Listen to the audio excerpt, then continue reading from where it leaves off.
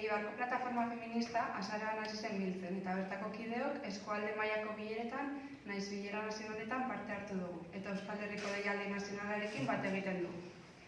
Greba feministarekin heteropatriarkatu kapitalistari egingo diogu planto, eta sistema honek alboratzen gaituenok erdigunea hartuko dugu. Transon, boieron eta emakumeon bizitzak erdigunean jarri nahi ditugulako. Horregatik, postardatzetan antolatzen da greba. Pentsionista, ikasle, zaintza, enplegu eta kontsumo greba feminista izango da. Aurten, zaintzari zentralidadea eman nahi izan diogu, Euskal Herri mailan eta baita Eibar mailan ere. Horretarako, inkesta batzuk banatu ditugu herriko emakumeen artean, eta zaintzaren inguruan galdetu diogu. Zer da zaintza zuretzat? Nor zaintzen duzu? Nork zaintzen zaitu? Erantzun esanguratsua jaso ditugu, eta emakumeok dugun zama azpimarratu nahi dugu, zaintzaren alorrean. Honez gain, Eibarko lau emakume elkarrizketatu ditugu eta beraien bizipenak bildu ditugu, hurrengo astean zabalduko dugun bideo batean. Zaintza grebaren bitartez, bizitza sostengatzeko ardura kolektiboa eskatzen dugu. Horretarako, zaintzaren berrantolaketa soziala aldarrikatuz, politika publikoen zeharkako ardatza izan dadila. Pertsonen zaintza ez dadila zapaldutakoon eskubideen bizkar geratu. Paktu sozial berri bat exigitzen dugu. Martxoaren 8an bertan, gizonei zaintzaren ardura guztia modu autonomoan hartu eta antolatzea eskatzen zaie. Lantoki zein herrietan zaintza gune komunitarioak antolatuz, norberaren eginkizunetarako eguna hartuz eta inguruan familia bizilagun lagun artean dituzten zaintza lanak bere eginez. Bestetik, ezin ahaztu kontsumo greba ere izango dela. Martxoak 8an ez kontsumitzera deitzen dugu emakumez naiz gizonak, eta deialdia taberna eta komertzioetara ere iristen da. Izan ere, hauek izteko deialdia egiten da. Sistema kapitalistak denok zapaltzen gaitu eta. Martxoaren 8an, eguneroko normaltasunarekin apurtu nahi dugu Eibar geldiaraziz. Beraz, errepikatzen dugu. Dena itxita egotea da helburu. Ikasle emakumeek ere greba egingo dute martxoaren 8an. Eta horre prestaketako prozesu honetan, Eibarko ikastetxe batzuk jartzen ari diren trabak nabarmendu nahi ditugu gaurkoan.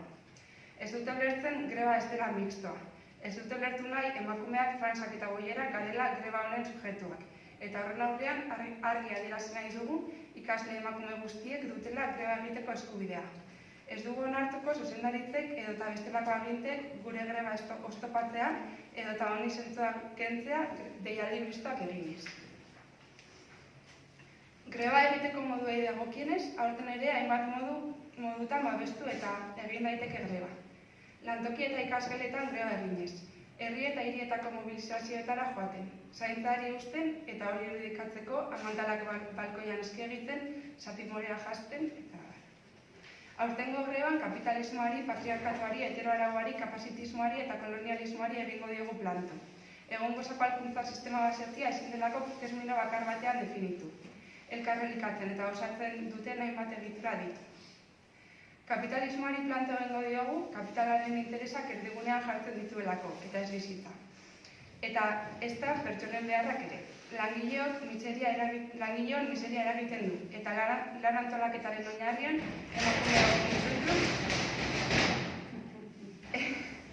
egiten dugun etxeko zaintza lanak kokatzen ditu gure lanaldiak amaigaiak bihurtuz. Patriarkatuari planto egingo diogu.